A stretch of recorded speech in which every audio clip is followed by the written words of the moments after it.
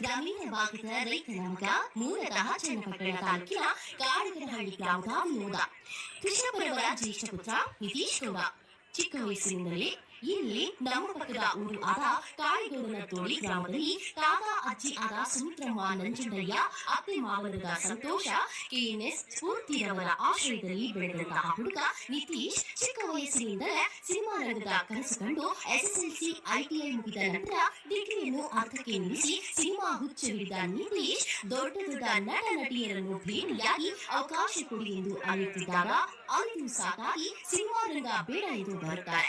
ಮತ್ತೆ ನಿತೀಶ್ 2018 ಜನವರಿ 6ನೇ ತಾರೀಕು ಜಿಲ್ಲಾ ರಂಗಭೂಮಿ ಕಲಾವಿದರ ಸಂಘದಿಂದ ಮತ್ತು ಕಿರುತೆರೆಯ ಚಲನಚಿತ್ರ ಛಾಯಾಗ್ರಾಹಕ ನಿರ್ದೇಶಕರು ಮತ್ತು ಕನ್ನಡದ ಆ ಸಿನಿಮಾದ ನಿರ್ಮಾಪಕರಾದಂತಹ ಶ್ರೀನಿವಾಸ್ ಜಿ ರಾಮನಗರ ಸಿನಿಮಾ ರಂಗಕ್ಕೆ ನಾಯಕಿ ಸೀರಿಯಲ್ ಮುಖಾಂತರ ನಿತೀಶ್ ಅವರನ್ನು ಪಾದಾರ್ಪಣೆ ಮಾಡಿಸಿದರು.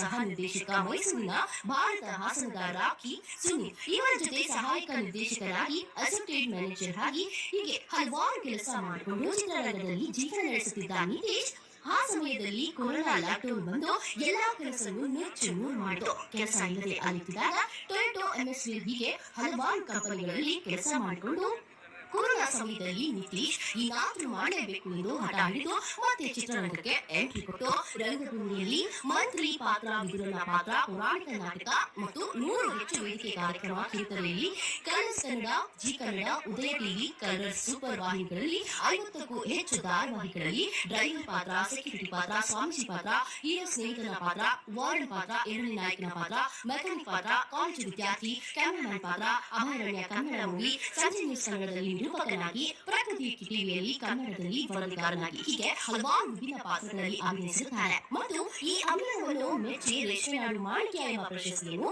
2024 ಜುಲೈ ತಿಂಗಳಲ್ಲಿ ಕರ್ನಾಟಕ ರಾಜ್ಯ ಸರ್ಕಾರದ ಅಡಿಯಲ್ಲಿ ರಾಮನಗರದ ಎಬಿಸಿಡಿ ಡ್ಯಾನ್ಸ್ ಅಕಾಡೆಮಿ ನೀಡುತ್ತಾರೆ. 2025ರಲ್ಲಿ ಕನ್ನಡ ಕಲಾರತ್ನ ಪ್ರಶಸ್ತಿ ಸ್ವೀಕರಿಸುತ್ತಾರೆ ಮತ್ತು ಕೆಎನ್ಎಸ್ ಎಂಬ ತನ್ನದೇ ಹೊಸ ಯೂಟ್ಯೂಬ್ ಚಾನೆಲ್ ಮಾಡಿ ಯುವಕರಿಗೆ ಮಾದರಿಯಾಗಿದ್ದಾರೆ. ಇಷ್ಟು ನಿತೀಶ್ ಕಾಡಗರಹಳ್ಳಿಯವರು ನಡೆದು ಬಂದ ದಾರಿ ಇನ್ನು ಮುಂದುವರಿಯುತ್ತದೆ. ಜೀವನದಲ್ಲಿ ಹಠ ಇದ್ದರೆ ಏನಾದರೂ ಸಾಧಿಸಬಹುದು ಎಂಬುದಕ್ಕೆ ಕಿರುತೆರೆ ಕಲಾವಿದ ಗ್ರಾಮೀಣ ಪ್ರತಿಭೆ ನಿತೀಶ್ ಇಷ್ಟು ಮಾತುಗಳನ್ನು ಹೇಳುತ್ತಾ ಈಗ ಕೆ ನಿತೀಶ್ ಅವರಿಗೆ ಒಂದು ಸಣ್ಣ ಗೌರವಾರ್ಪಣೆ ಮಾಡುವ ಸಂದರ್ಭ.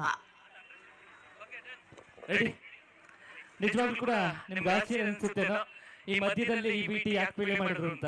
ನಮ್ಮ ಶಿವಲಿಂಗೇಗೌಡರು ಕಡು ಬಡತನದ ಗ್ರಾಮೀಣ ಪ್ರದೇಶ ಹಳ್ಳಿಗಾರರಿಂದ ಬಂದು ಇವತ್ತು ಸಾಧನೆ ಮಾಡಿದಂತವ್ರು.